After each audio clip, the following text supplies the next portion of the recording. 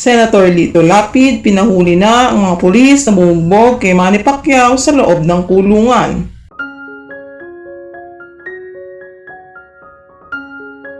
Natukoy na nga at nakilala ang mga pulis na hinihinalang bumugbog kay Manny Pacquiao sa loob ng kulungan. Base na rin sa nirebyong CCTV, kitang-kita umano kung paano pinahirapan si Manny sa loob ng selda. At namuhakaan din ang pulis na gumawa nito dito. Matapos ng matukoy kung sino ang nasa likod ng pananakit kay Manny, agad namang umaksyon ang kapulisan upang nang sa gayon ay mabigyan ng hustisya ang ginawa kay Manny Pacquiao. Nakilala nga sa video footage na si Manny Pacquiao nga ang lalaking pinahirapan ng kapulisan. Ayon sa source, napag-utusan lamang umano ang mga ito at binayaran ng malaking halaga kapalit ng paghihirap ni Manny sa loob ng selda. Tinutukoy pa ngayon ng otoridad kung sino ang malalaking tao ang nasa likod nito. Dahil hindi umano biro ang milyong halaga na ibinayad sa mga pulis upang pahirapan lamang si Manny sa loob ng kulungan.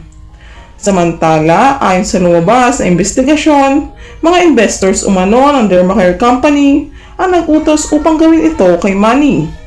Nang makarating naman sa asawa ni Manny ang balitang ito, hindi lubos maisip ni Jinky na magagawa ito ng mga pulis kay Manny sa kabila ng pagsuko ni Manny nang walang pagdadalawang isip upang harapin ang nirereklamo sa kanya. Marami naman ang awang-awa ngayon sa ginawa kay Manny sa loob ng kulungan. Ayon sa ilan, hindi umano makatarungan ang ginawa nila kay Manny, gayong mga pulis umano sila. Dapat umano nasa tama lagi ang ginagawa ng kapulisan. Hindi magpapabayad umano para gumawa ng masama at kumita sa masama. Maging si Senator Lito Lapid ay inaksyon na din ang nangyari at ginawa ng kapulisan kay Manny Pacquiao. Maling-mali umano na gawin ito nila para lang sa pera. Nasaan na umano ang sinumpaan nilang tungkulin na laging magiging tapat sa kanilang serbisyo. Ayon pa kay Lito, sisiguraduhin umano niya na masisibak sa pwesto ang mga pulis na may kinalaman sa pananakit kay Manny Pacquiao.